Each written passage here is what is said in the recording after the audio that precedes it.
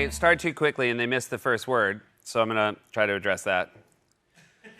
I sometimes have an expectation as to how corrections will go based on what you've provided me with over the course of the week. And I thought it'd be fun, on a 1 to 10, I've written down how I think it's gonna go on this envelope.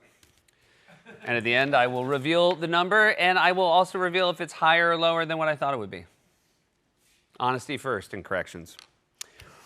Oh, speaking of the end, this is just pure oversight on my part. We have not had end cards in the last few corrections, and that was not on purpose, and will also be amended. I joked, in a closer look, I had a joke about my super having to change my light bulb, and someone wrote in, do we really believe Rich Guy Myers has a super? Buddy, do you know how much money you have to make in New York to not have a super? Because, like, the next is, like, Butler. I'll have my own rocket company before I have a apartment without a super. Oh, this is, I'm glad we're finally getting around to this. We always make fun of the president for saying that windmills kill birds. Also, a lot of you are always like, they're wind turbines. Like, take it up with him. All right, a jackal stepped in to say, we don't think windmills kill birds. We know windmills kill birds. And they sent me a study about windmills killing birds. Now, it was also a ranking of what kills the most birds in this country. Windmills are the 9th highest cause of mortality for birds. 8th, oil pits. And yet Trump's not out there being like, we gotta get rid of the oil, you know. Anybody want to guess the #1 killer for birds? Anybody want to guess? Guys, don't talk during corrections.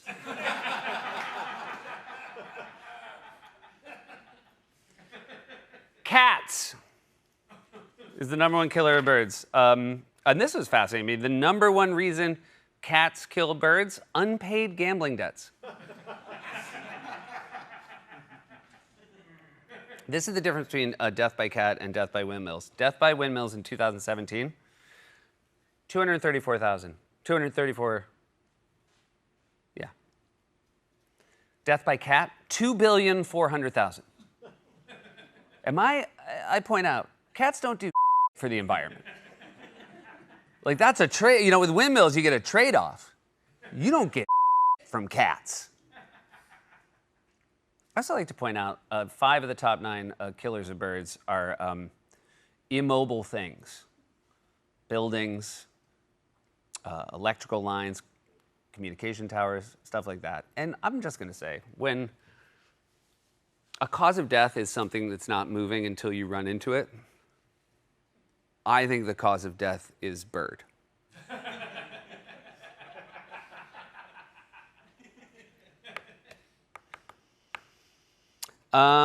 There is not a Buffalo Wild Wings at LaGuardia now, I was told. They redid LaGuardia, and it's so nice now that it's a Buffalo Behaved Wings.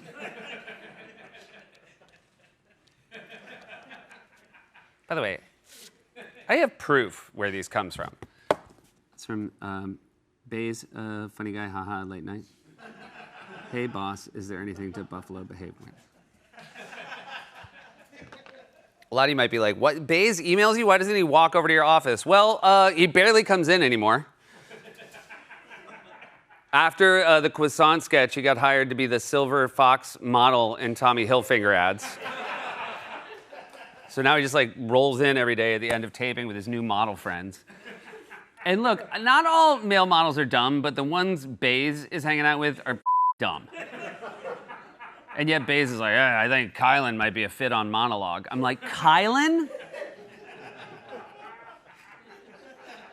Kylan.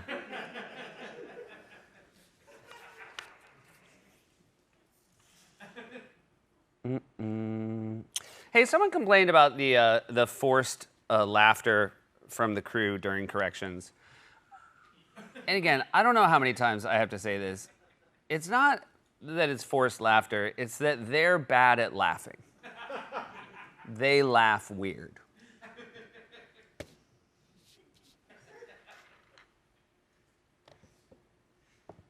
I sent in a joke about how,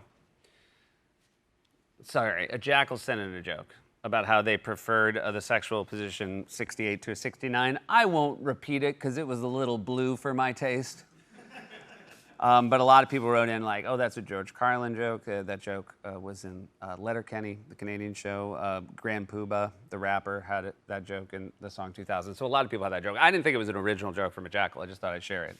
Obviously, I didn't realize, all the sources. But maybe one of you can tell me the source of this joke that a jackal sent in when discussing numerical sexual positions. This is in regards to preferring it to a 69 shoemaker. And FYI, Baze, there's a little bit of math in this joke, so you're going to have to explain it to Kylan.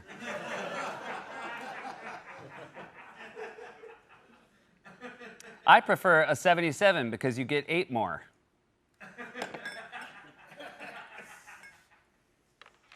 Someone wrote in, because we said last week that Reese can't write a usable monologue joke. Someone said, if that's true, how come I never see him in surprise inspection? He didn't write any monologue jokes. It's not that, like, he's not even writing bad ones.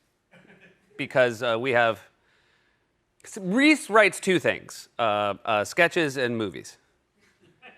And I will say it's very equitable because he has a process where it's like, one for us, one for him.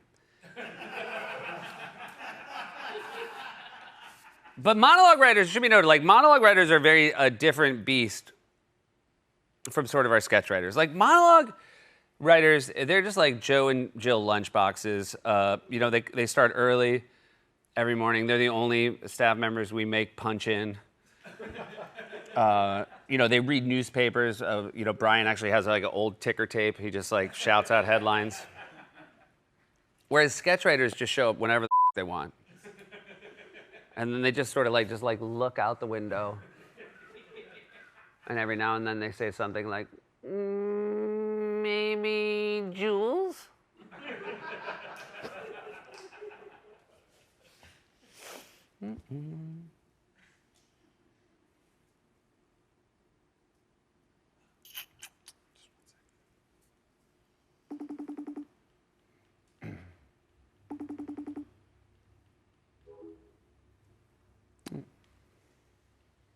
Gonna pay off one day. Someone wrote, if security guard Jim stepped on my foot, I would apologize to him. Correct. This was my favorite jackal back and forth. Hey, Seth, I send really awesome corrections every day, but you never acknowledge them. Why? And then someone replied, there are literally hundreds of corrections and good comments that get made on the various late night videos each week, so you can't take it personally if yours seem to be ignored. Just keep writing them, as determination is a key. Also, Seth seems to focus on corrections made here and on the monologues, so those will give you your best shot at getting noticed. And then the first person wrote back, oh wait, I wasn't hitting send, never mind.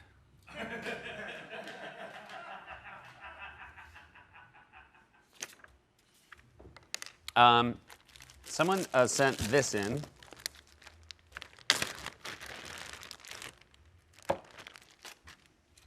They sent in a Negroni they made, and they sent in an orange peel because they said they were disappointed that I was not using the orange peel, and I'm sure I'm probably not doing this right, but I think close enough.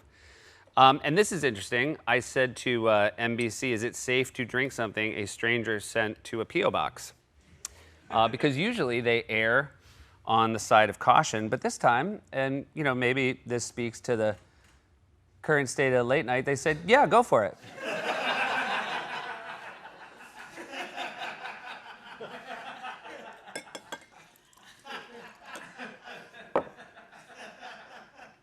I know it's fine because I gave it to Ben earlier.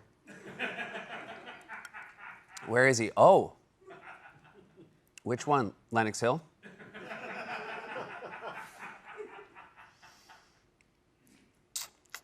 FBI doesn't use Apple computers, so they would not use Command F to find Trump's name in the Epstein files. They would use Control F, or based on how he's reacting, just glance at it, and I'm sure his name's just jumping off the page. Let's see. Burrito Pult. That was a burrito pult was a joke in the monologue, and somebody wrote in and said that is a trebuchet, not a catapult. I looked into it. All trebuchets are catapults, but not all catapults are trebuchets. And if someone asks what's the difference, just say, why the do you care?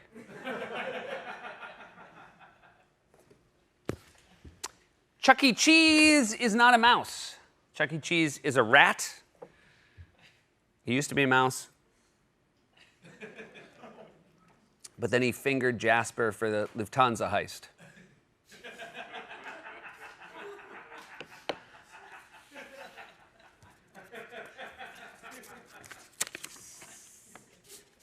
Think I called it. Sometimes Daddy knows what Daddy is dealing with. See me next week.